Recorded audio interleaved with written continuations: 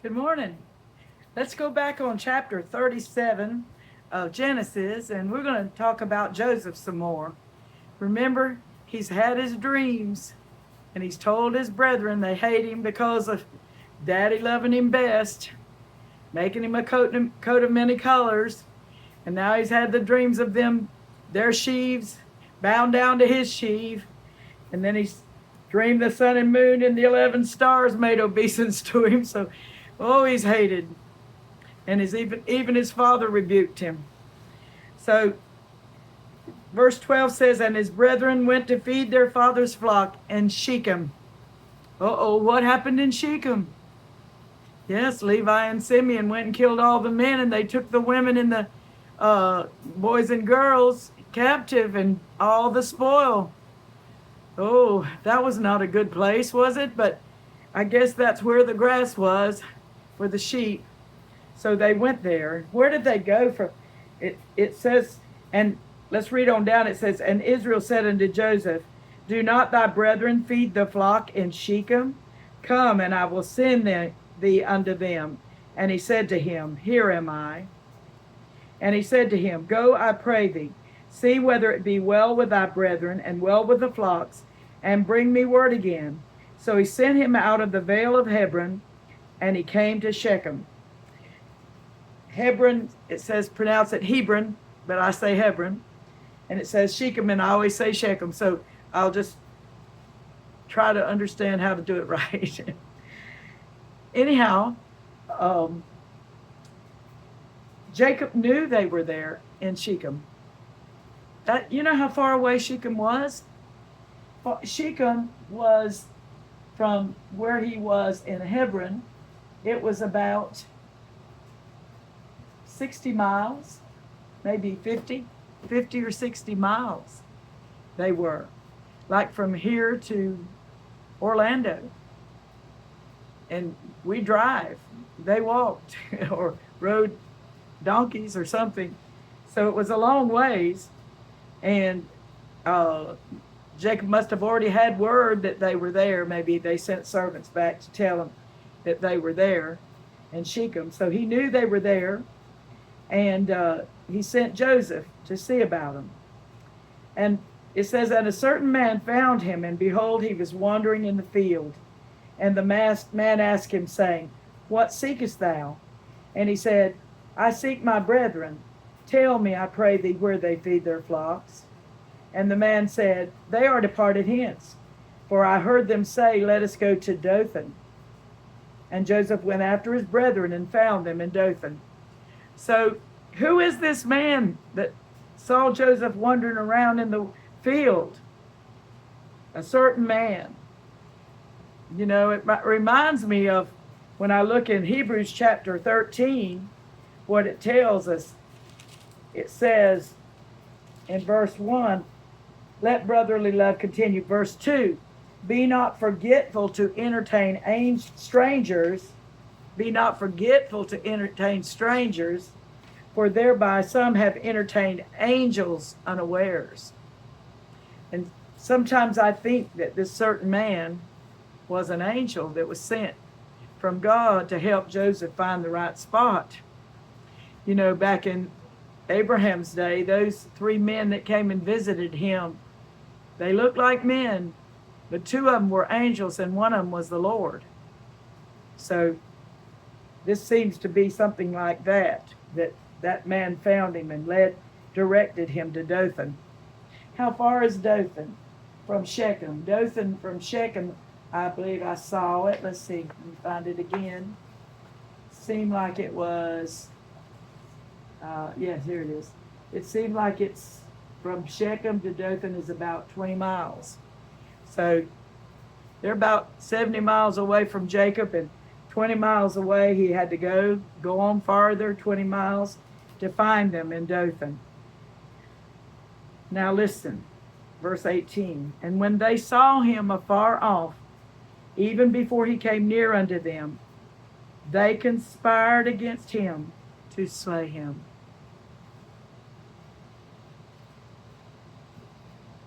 They hated him. They wanted him dead. They wanted him gone. He was wearing his coat of many colors, and it made them hate him worse. I imagine he wore it everywhere he went, his coat of many colors. So they just hated him, and they wanted to kill him. And they said one to another, Behold, this dreamer cometh. Come now, therefore, and let us slay him and cast him into some pit. And we will say, Some evil beast hath devoured him, and we will see what will become of his dreams. Wonder whose voice that was. Do you remember Simeon and Levi? How they went and slew all those men in Shechem? And then they took the women and the children and the asses and everything else, the sheep, everything they had, and spoiled them. That sounds like some rough men right there to me. Simeon and Levi. Guess who was the priest of the whole family? Turned out to be Levi. Wow. Some interesting things, isn't it? But I don't know that it was Simeon or Levi that said this, but they were slayers. They killed. They would kill, and they had killed. Doesn't say anywhere else where any of the rest of them had killed. But Levi and Simeon had killed a lot of men. So they wanted to kill him and cast him into the pit. And Reuben heard it, and he delivered him out of their hands and said, Let us not kill him. He's the oldest. Let us not kill him. And Reuben said unto them, Shed no blood, but cast him into this pit that is in the wilderness, and lay no hand upon him, that he might rid him out of their hands to deliver him to his father again. Reuben made that horrible mistake of lying with his daddy's wife and can't live it down and never have the esteem of his father like he wanted again. But now he just thought, if I could rid Joseph out of their hands and bring him back, maybe I'll make it up to my daddy. That's what I feel. It may not be that way, but I feel that in my heart, that he wanted somehow to do something good for his daddy. And it came to pass, when Joseph was come unto his brethren, that they stripped Joseph out of his coat of many colors that was on him, and they took him and cast him into a pit, and the pit was empty, there was no water in it. So Joseph was in a dry pit. Well, I'm glad he wasn't thrown into a pit that had water, or he might have drowned. But if he'd had some water to drink, it would have been nice. They took his coat off of him. That's one thing they didn't want him to still have, was the coat of many colors. They stripped that off of him. Can you imagine the shock of that? Realizing really how much his brothers hated him. Really seeing. He didn't really see the full extent of it because they didn't kill him. They took what Reuben said and did what he said. Sometimes the eldest, even though his father may not have esteemed him, he still had his power as the oldest one. And they took him and cast him into a pit, and the pit was empty, there was no water in it. And they sat down to eat bread, and they lifted up their eyes and looked. All right, let's see what they did. They sat down to eat bread. Hadn't bothered their appetites one bit, what they had just done to Joseph. The shock on his face, the hurt, how he reacted to his brethren doing that to him. Didn't bother them one bit. They just sat down to eat. And they lifted up their eyes and looked, and behold, a company of Ishmaelites came from Gilead with their camels, bearing spicery and balm and myrrh, going to carry it down to Egypt. Now, I don't know if Ishmaelites were known as merchantmen or salesmen. I don't know. These Ishmaelites would have been from Ishmael's line. And we know that God prospered Ishmael and prospered his children. So they saw them, they recognized them, a company of Ishmaelites. They knew that they were kin to them. And Judah said unto his brethren, what profit is it if we slay our brother and conceal his blood? Come and let us sell him to the Ishmaelites, and let not our hand be upon him, for he is our brother and our flesh. And his brethren were content. So I don't believe it was Judah's desire, what was said. I don't believe it was his voice that was speaking about let us slay him. I believe Judah was glad that they didn't slay him, and that he was glad to sell him for some money. So that's what he told them. And it says, and his brethren were content. That was a good answer for them. They'd get rid of him, but they wouldn't have to kill him. Then there passed by Midianites, merchantmen, and they drew and lifted up Joseph out of the pit, and sold Joseph to the Ishmaelites for 20 pieces of silver.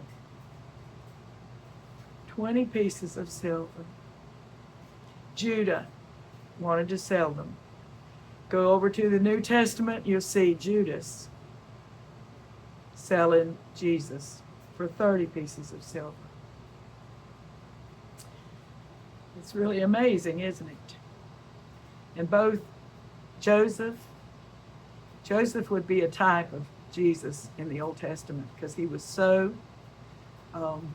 pleasing to the Father and so pleasing to God. So Joseph would be a type of Jesus in the Old Testament. And in the Old Testament, he also was sold by Judah. Another name could be called Judas. And then it says, and they brought Joseph into Egypt. And Reuben returned unto the pit. And behold, Joseph was not in the pit, and he rent his clothes. So he wasn't with them when they sold him.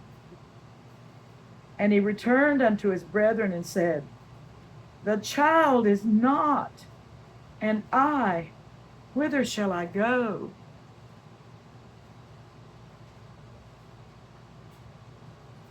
The child is not. What was that saying? He was never wanting to kill Joseph. He wanted to take him back to his father because he knew his father loved him.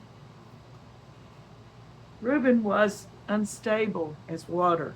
That's what Jacob said about him. But it was because his heart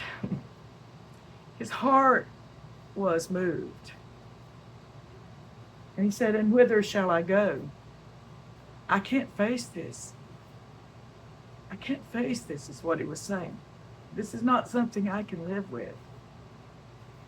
And they took Joseph's coat and killed a kid of the goats and dipped the coat in the blood.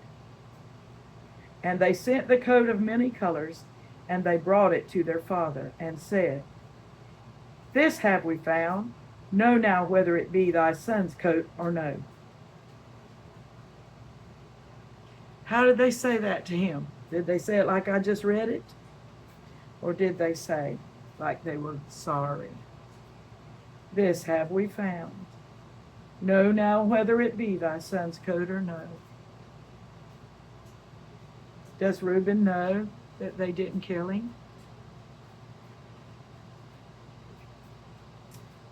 I don't think so. For something he said later on. But I don't know if the other brethren are killing the kid and dipped it in blood without Reuben knowing. I don't know.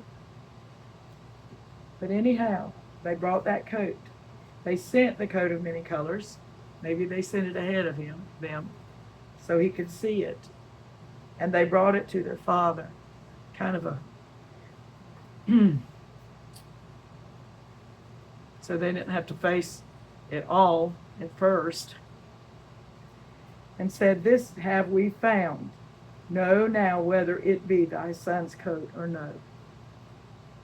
And he knew it, and said, "It is my son's coat. An evil beast hath devoured him. Joseph is without doubt rent in pieces." And Jacob rent his clothes and put sackcloth upon his loins and mourned for his son many days. These boys watched their daddy mourn for his son many days. And all his sons and all his daughters rose up to comfort him. But he refused to be comforted. And he said, "For I will go down into the grave unto my son mourning." Thus his father wept for him. If you've ever even imagined your child dying,